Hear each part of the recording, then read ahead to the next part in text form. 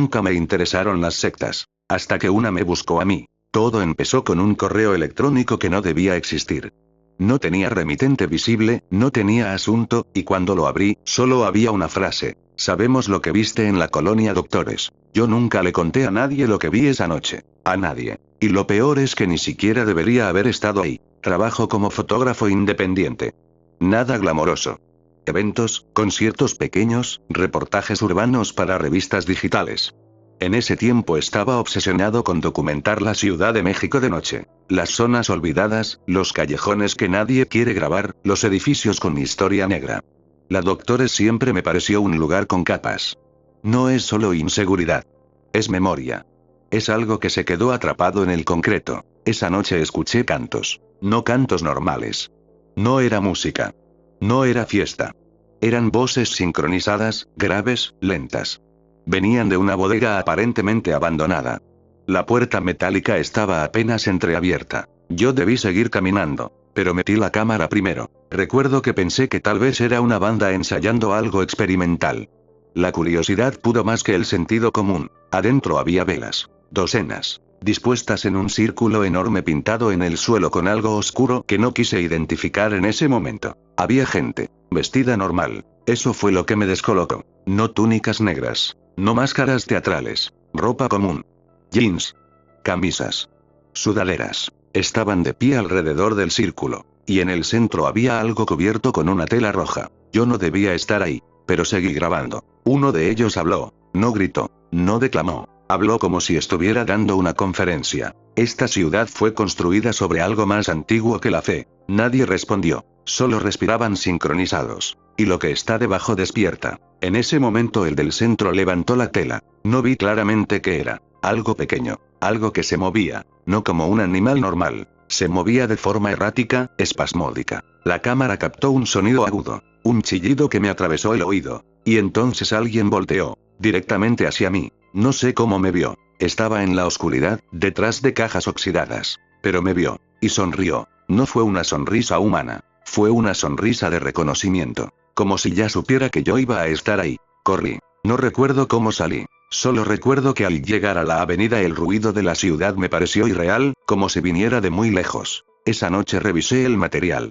Y ahí empezó lo verdaderamente extraño. El video tenía audio. Tenía imagen. Pero el círculo estaba vacío. No había personas. No había velas. No había nada. Solo la bodega abandonada. Yo sabía lo que había grabado. Lo había visto. Lo había escuchado. Y sin embargo no estaba ahí. Pensé que era paranoia. Hasta que amplié el encuadre. En una esquina del video, apenas visible en el reflejo de un vidrio roto, se veía mi silueta. Y detrás de mí, alguien más. Demasiado cerca. Esa figura no estaba ahí cuando grabé. Estoy seguro. No la sentí. No escuché pasos. Pero en el reflejo estaba parada justo detrás de mí, observando la pantalla de mi cámara mientras yo grababa. Y parecía estar sonriendo. Cerré la laptop. No dormí esa noche. 2 días después llegó el correo. Sabemos lo que viste en la colonia Doctores. Sin archivos adjuntos. Sin amenaza explícita. Solo eso. Ignoré el mensaje. Error número 1. Al día siguiente, mi Instagram estaba lleno de solicitudes de cuentas recién creadas. Sin fotos.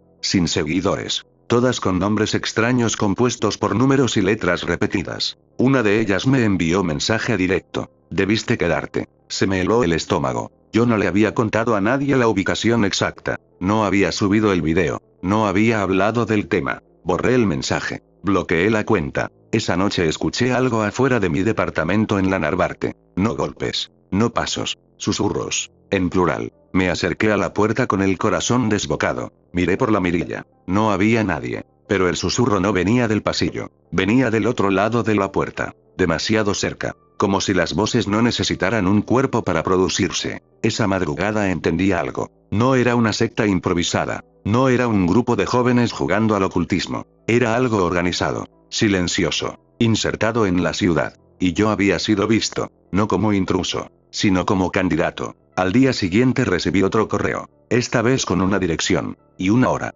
Ven solo. Debí ir a la policía. Debí borrar todo y desaparecer digitalmente. Pero había algo más fuerte que el miedo. La necesidad de entender. La Ciudad de México es enorme. 22 millones de personas en la zona metropolitana. Pensar que algo así opera sin que nadie lo note debería ser absurdo. Pero no lo es. Porque esta ciudad ya está acostumbrada a mirar hacia otro lado. Y cuando llegué a la dirección, entendí que esto no era clandestino, era público, solo que nadie sabía lo que estaba viendo.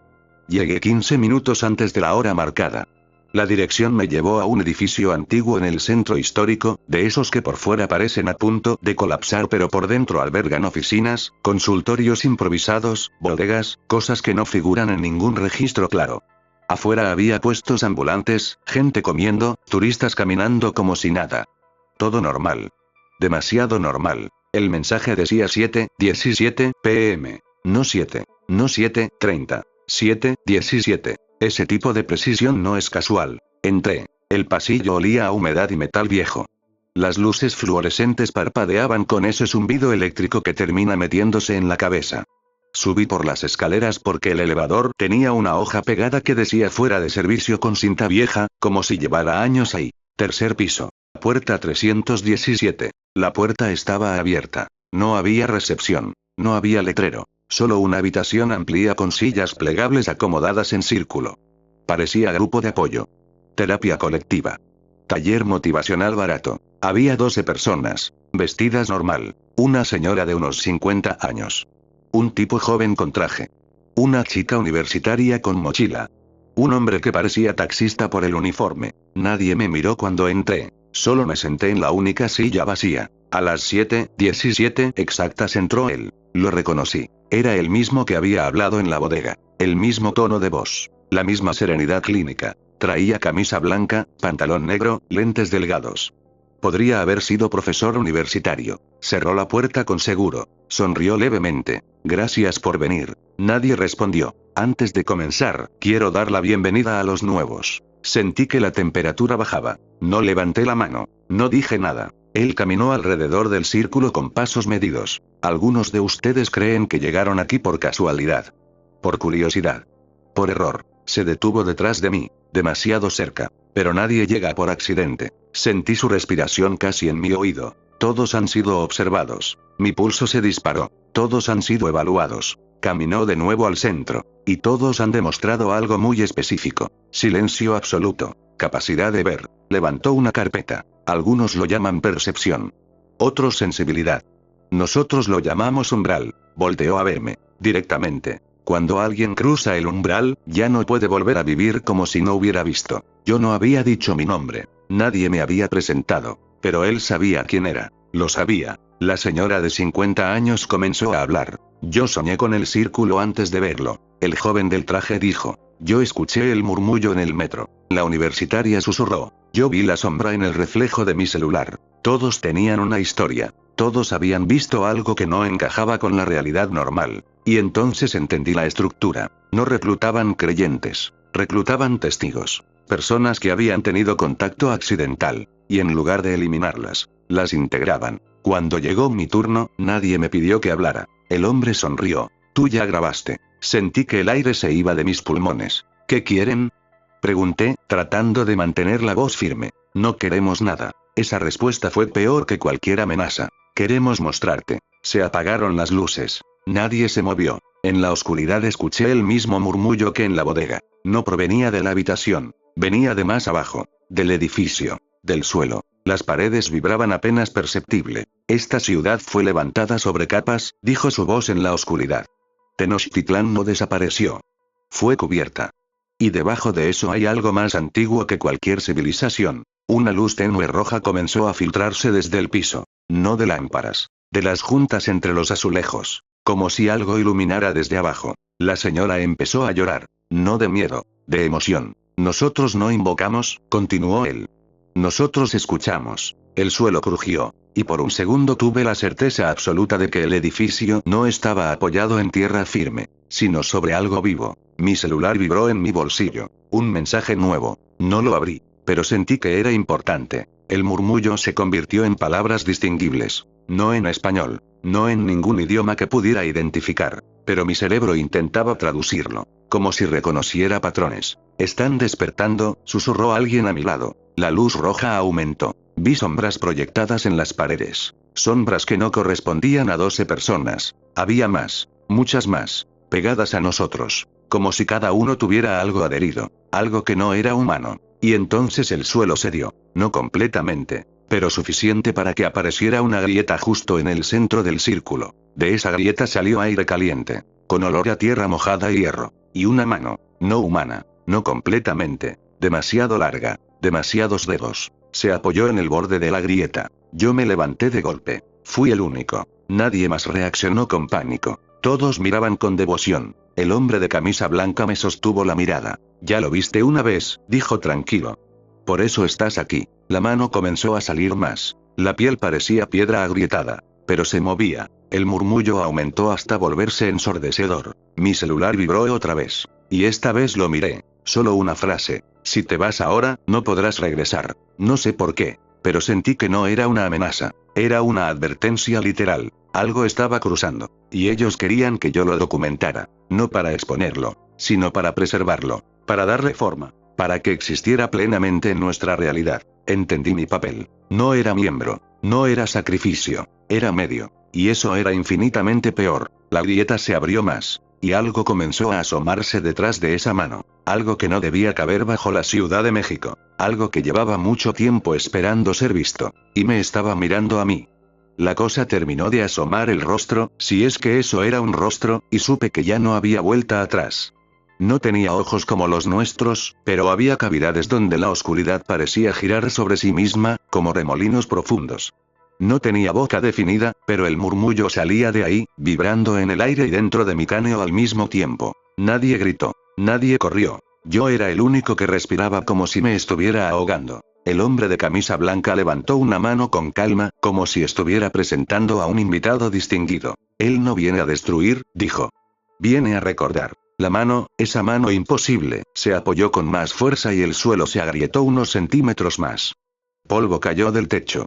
Afuera, en la calle, escuché claxones, vendedores ambulantes, la vida normal continuando como si debajo no estuviera emergiendo algo que no debía existir. Me di cuenta de algo perturbador. El edificio no colapsaba. La estructura se adaptaba. Las paredes se arqueaban apenas, como si estuvieran diseñadas para soportar esa presión. Como si no fuera la primera vez. La criatura, si puedo llamarla así, giró levemente hacia mí.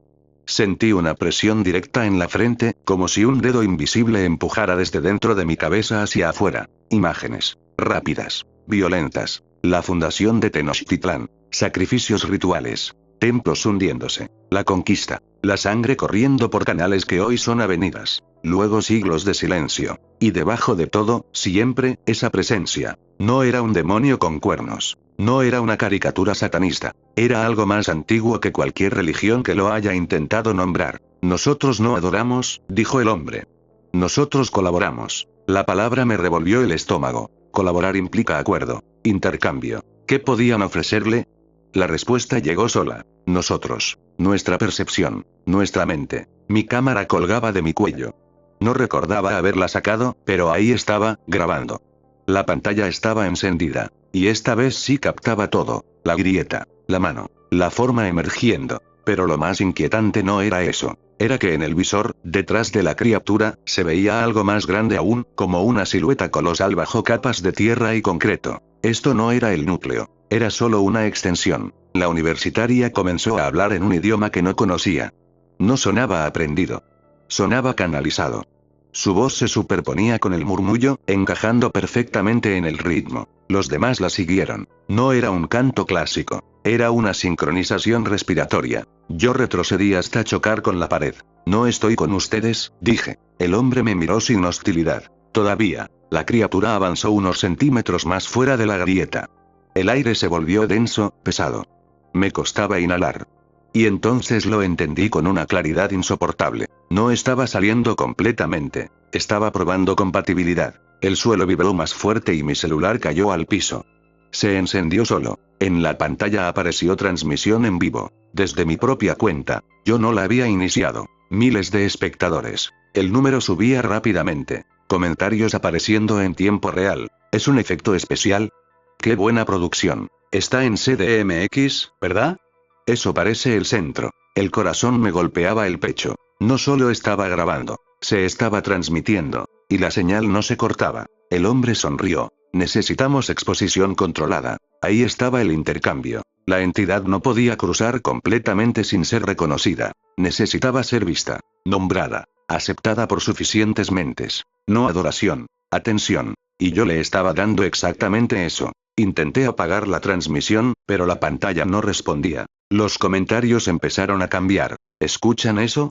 Me duele la cabeza. Mi pantalla está vibrando. La criatura giró apenas su forma hacia el celular en el suelo. El murmullo se amplificó. No solo en la habitación, en el dispositivo, en la transmisión. Miles de personas escuchándolo al mismo tiempo. Sentí algo desgarrarse dentro de mi mente. Como si una compuerta se abriera. La señora de 50 años comenzó a reír. Risa histérica. Lágrimas corriendo por su rostro. ¿Ya lo sienten?, repetía. ¿Ya lo sienten? Yo me lancé hacia el celular, lo levanté y lo arrojé contra la pared con toda la fuerza que tenía. La pantalla se hizo pedazos. La transmisión se cortó. Y en ese mismo instante, la criatura emitió un sonido distinto. No era murmullo. Era algo parecido a frustración. La grieta tembló violentamente. El edificio crujió. Por primera vez los otros parecieron perder el control. La sincronización se rompió. El hombre me miró con algo nuevo en los ojos. Ira contenida. Interrumpiste el puente. El suelo comenzó a cerrarse abruptamente.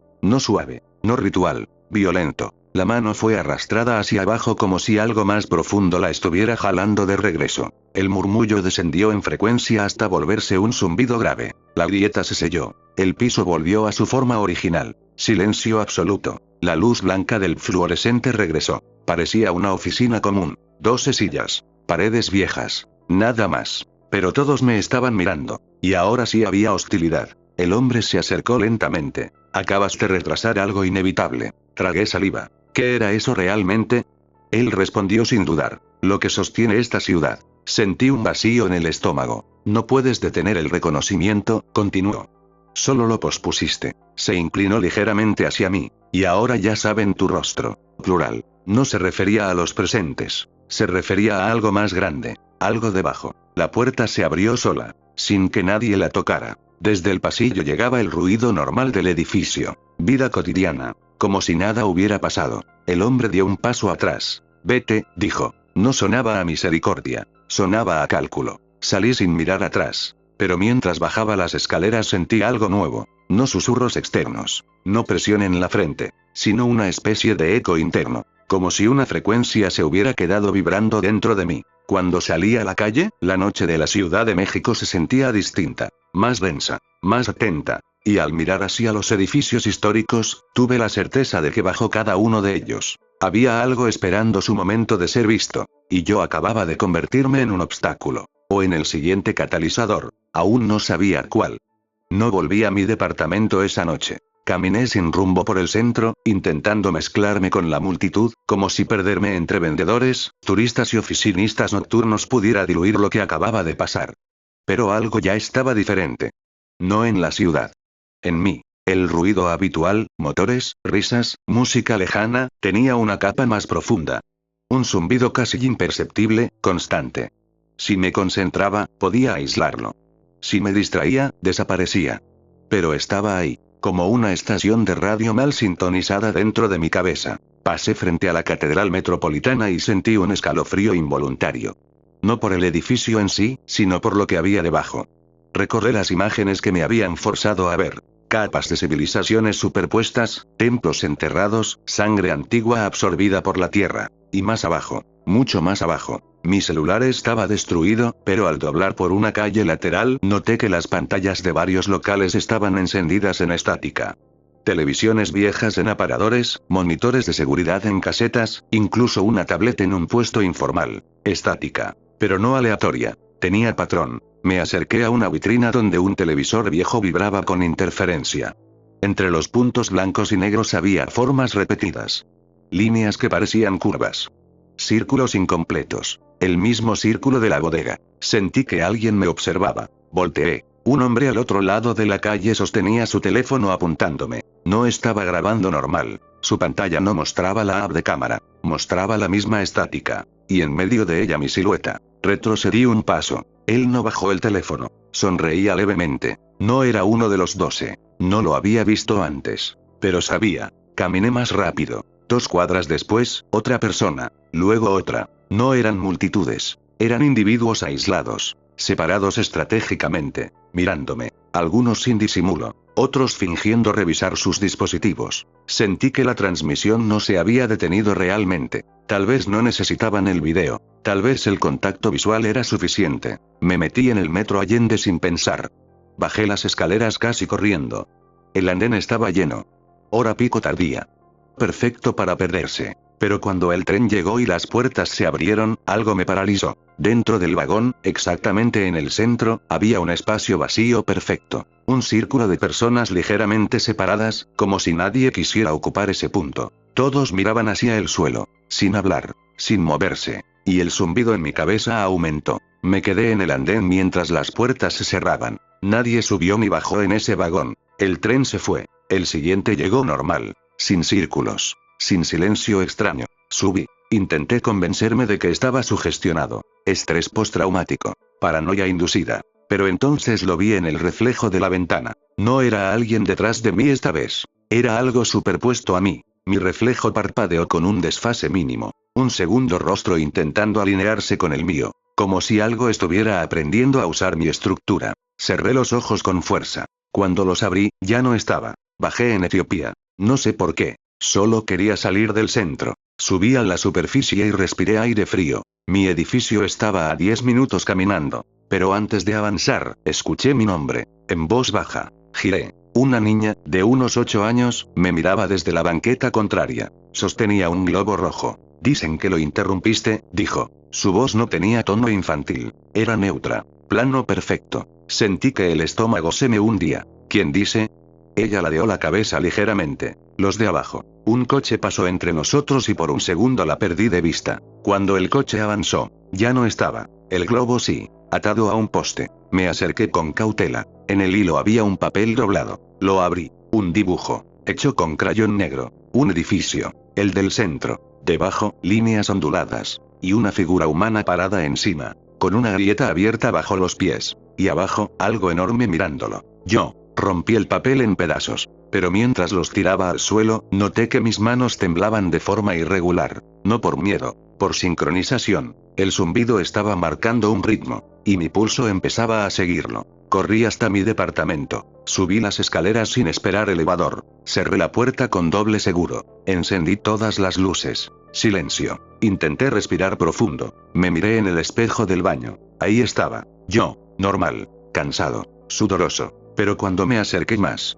mis pupilas estaban ligeramente dilatadas. Demasiado. Y por un segundo, solo un segundo, vi algo detrás de mis ojos. No una imagen clara. Una profundidad. Como si mis cavidades oculares no terminaran donde deberían. Como si continuaran. Como si fueran túneles. El zumbido se convirtió en un susurro articulado. No venía de afuera. Venía de adentro. Fuiste visto. Caí de rodillas frente al lavabo. ¿Qué quieren de mí? Susurré. La respuesta no fue una frase. Fue comprensión. Yo había interrumpido el puente masivo. La transmisión habría permitido una expansión rápida. Pero ahora necesitaban un conducto más estable. Más controlado. Individual. Yo ya estaba marcado. Ya había sido expuesto. Mi mente había sido tocada. No necesitaban forzar nada. Solo amplificar. Un golpe fuerte en la puerta me hizo brincar. Luego otro. No eran vecinos. No era policía. Era un ritmo. 3 golpes. Pausa. 3 golpes. El mismo patrón del murmullo. Me quedé inmóvil. Los golpes se repitieron. Más fuertes. Sabemos que estás listo, dijo una voz desde el pasillo. No reconocí la voz. Pero no sonaba amenazante. Sonaba segura. Como alguien que sabe que el resultado es inevitable. Miré la ventana. 5º piso. Demasiado alto para saltar. Miré la puerta. Los golpes continuaban. 3. Pausa. 3. Y el zumbido dentro de mi cabeza empezó a sincronizarse con ellos. Me di cuenta de algo aterrador. No estaban intentando entrar por la fuerza. Estaban esperando que yo abriera. Porque la última decisión tenía que parecer mía. Y mis manos ya estaban moviéndose hacia el seguro.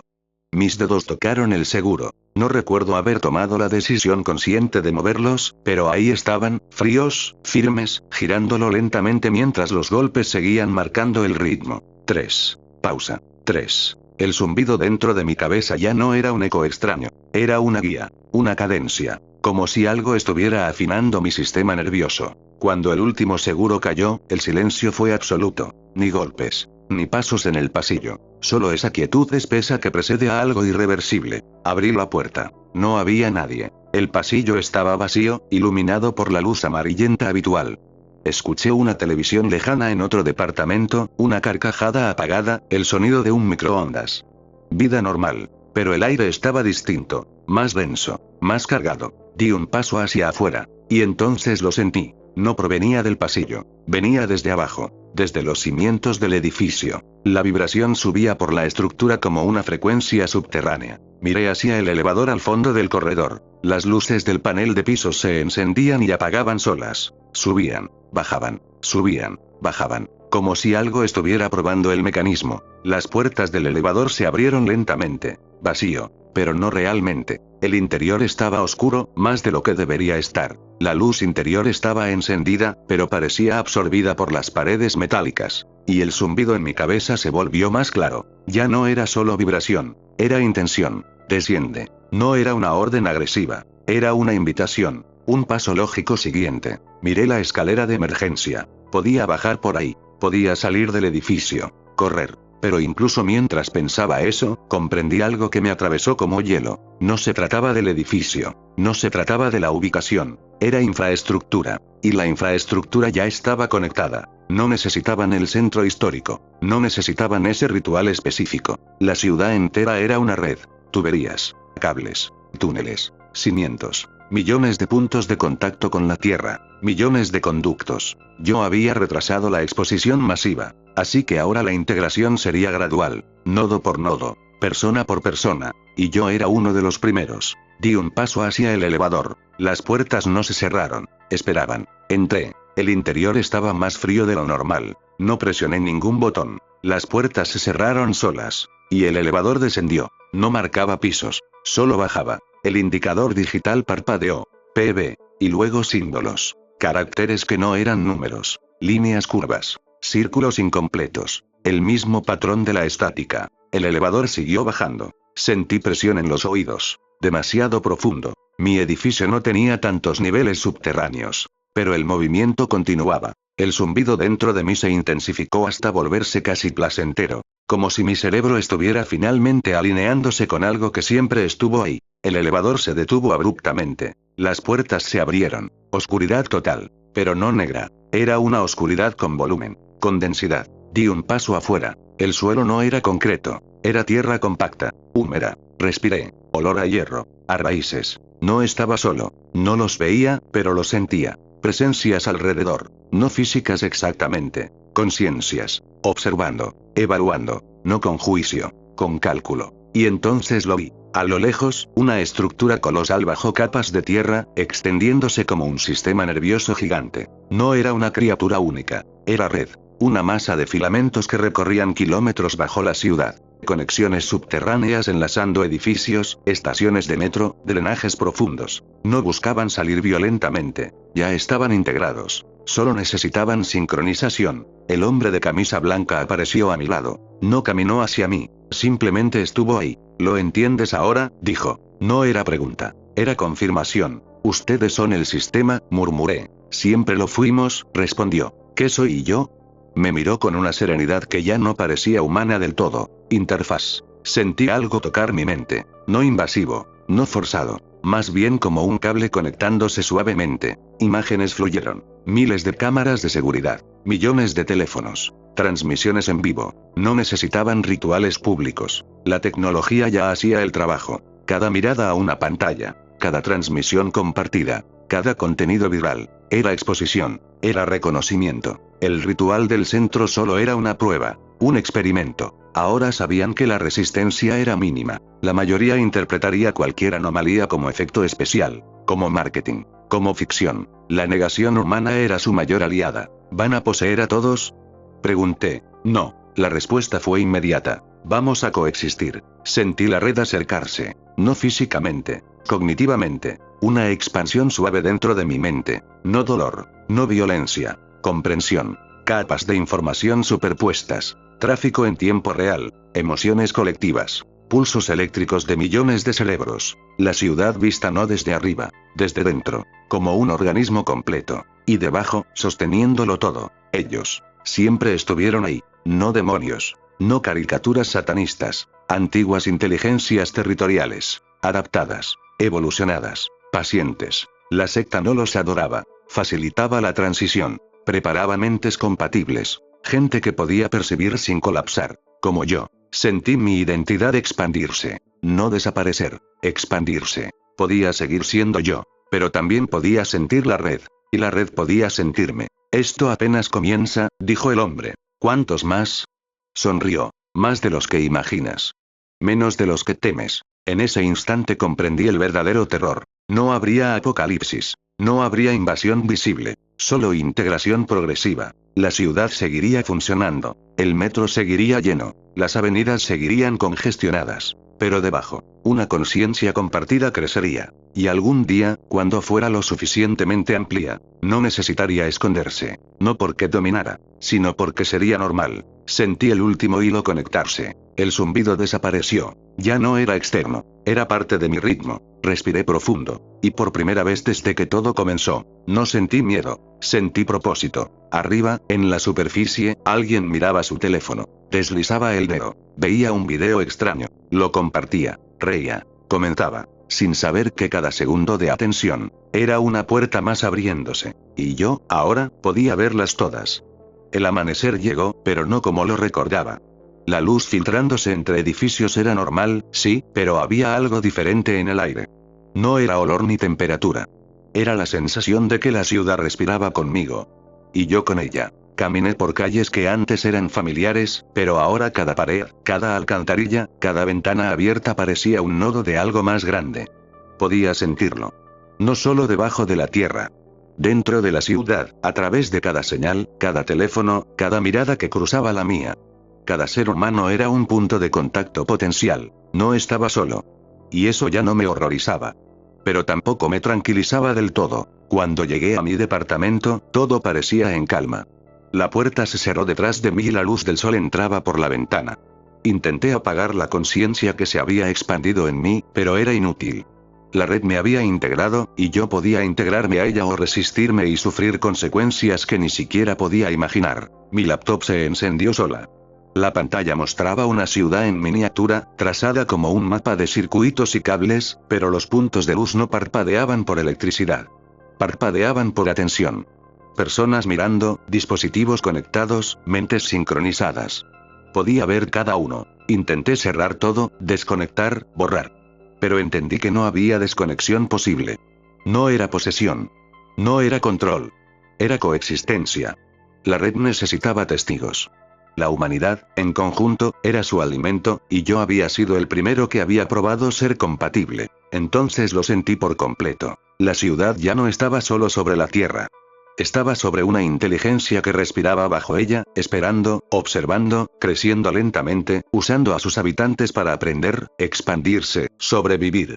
Y yo era su interfaz, su primer conductor. No había alarma, no había ritual visible, no había invasión. Todo se movía bajo la apariencia de normalidad. Personas entrando al metro, vendedores ambulantes, tráfico pesado. Todo funcionaba, pero todo también estaba conectado, vibrando con un propósito que excedía mi comprensión. Mi teléfono vibró. Nuevamente. Pero esta vez no era mensaje, ni alerta. Era la frecuencia misma de la ciudad. La vibración que sentía desde la primera noche ahora estaba en mi palma. La pantalla se iluminó con símbolos que no podía descifrar, pero entendí su significado intuitivamente. Participa. Observa. Reconoce. La puerta del edificio se abrió sola, y no había nadie. Solo la invitación a descender más profundo. Ya no era miedo. Era inevitabilidad. Caminé hacia afuera, respiré el aire de la ciudad y miré a mi alrededor. La gente seguía como si nada, inconsciente de la red subterránea que estaba despertando lentamente. Y yo comprendí que no habría forma de advertirles. No había forma de escapar. Cada mirada, cada atención prestada a algo aparentemente insignificante, cada curiosidad, cada cámara encendida, cada comentario en redes alimentaba la expansión. La humanidad no sería destruida. Sería integrada. Y mientras caminaba entre la multitud, comprendí el último detalle. No había un enemigo visible. No había secta, no había culto externo. Todo era interno, latente, antiguo, y paciente.